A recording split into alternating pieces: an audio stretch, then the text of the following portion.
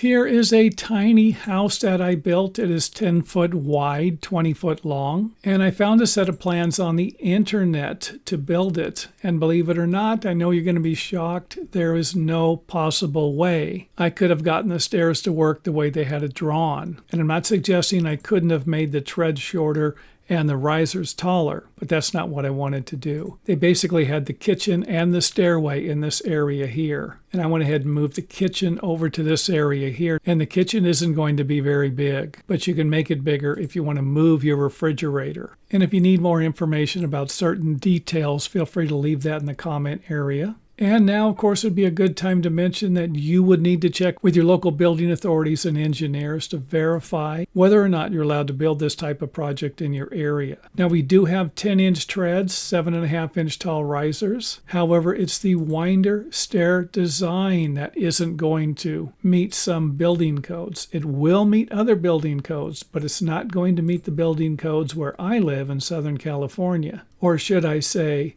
it might not meet them, because you never know what's going to be approved or what's not going to be approved until you ask. Now, I did put a closet underneath the stairway, but I didn't put any of my fire blocks in. But I did put some hangers in to support the stair stringers. And I would imagine that a lot of the winder section, for example, the areas here, might require building hardware to make better connections in this area here. On this side here, I built plenty of stairs like this, where they're sitting on top of some 2x4 posts. But right here is where the problem could be, where we have smaller sections sitting on top of other smaller sections that, of course, are sitting on top of other smaller sections. And for all of you do-it-yourselfers out there who make YouTube videos, now you can copy this video. Believe it or not, I take it as a compliment when someone copies my stuff, or at the very least looks like they've copied my stuff, because they've almost made the exact same video.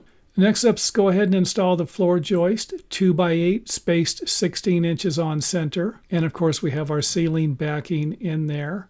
And the stairs will connect to a double joist. And I have a little funky thing over here that your engineer might not approve. So let's go ahead and take a look at that. So basically what I did was used a single hanger here. However, you could always use a double inverted hanger here, or concealed hanger. And you're going to need to be really careful driving these nails in over here to avoid splitting this part of the stair stringer off. And let's go ahead and put our doubler back together. Let's go ahead and swing over, give you another view of this area here. And I just barely have 3 foot in the clear here also. And that could become a problem if we install the upper guardrail incorrectly. And don't forget that some of these closets do require fire-rated assemblies, and sometimes even fire sprinklers.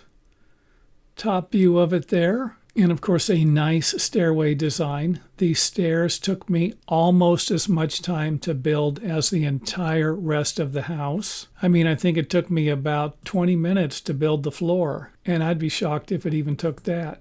Floor sheathing, 3/4 inch OSB. And you can see where I extended the riser all the way across. The reason why I did that was so that I could get a little better nailing for my hanger by moving the hanger back a little farther away from the front edge of the stair stringer. Next up, let's go ahead and install the upper wall framing. And let's go ahead and take a tour of that. Going to have a bathroom here. You can see where the bathroom is hogging up a lot of room here. Remember, this is 10 foot wide on the outside. It's a little smaller on the inside, and I think this is just a little bit over 7 feet here. But I did the best I could with the bathroom, and I do have another idea for the bathroom, because I think we could move it to the front of the building so that we could get rid of this hallway here. Hallways, remember, are wasted space, and in tiny homes, you can't or shouldn't have any hallways.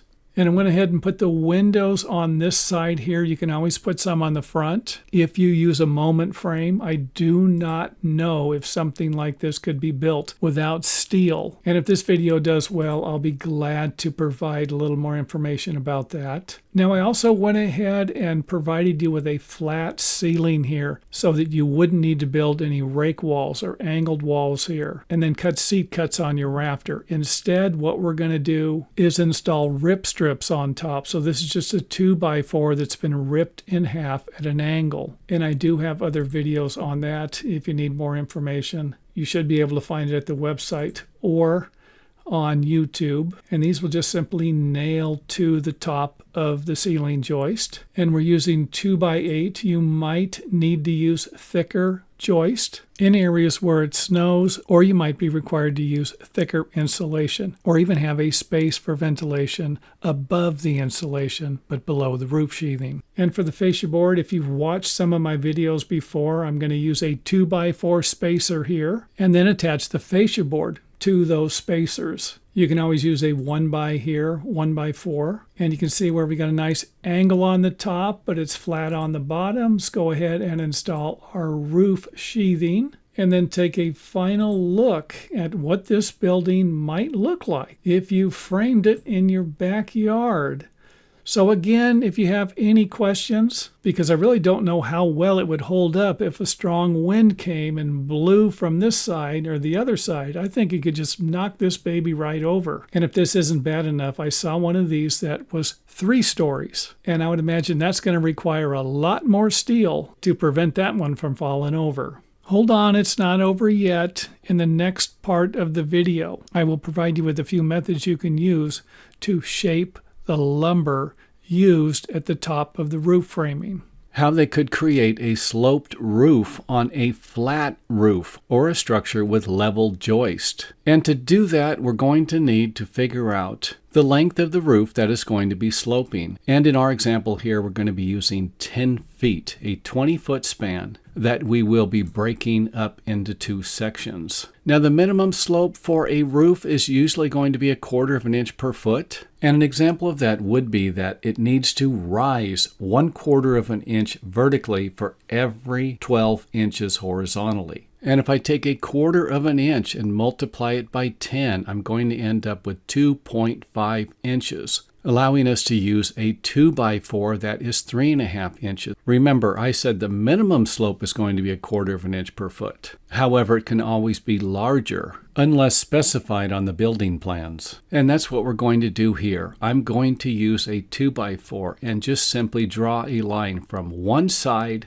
to the other side, and then simply cut the piece of wood into 2 pieces. Then I'm going to take each piece and attach it to the existing roof. And you can use nails or building hardware to do something like this. Obviously, you won't be able to use a 3.25 inch nail on the sections that might be larger than 2 inches. But you can definitely use the nails on the lower part of the rip strips. And then we're going to use toenails to attach the larger sections, or the taller sections, I should say, that we wouldn't be able to drive a nail straight down through the top of it in. And you're going to need to have the angled nails on both sides. Maybe 16 inches on center, 24 inches on center. And you can always use building hardware if you need to. And for something like this, I would try to block it after if you could. I like to block it like this with a larger block that will help me connect all of these pieces together. However, if you're working with an existing building, you might not be able to do that. You'll just use smaller blocks. And hopefully all of this makes sense. However, if it doesn't, make sure you leave any questions you have in the comment area, and I will try to answer them as soon as possible.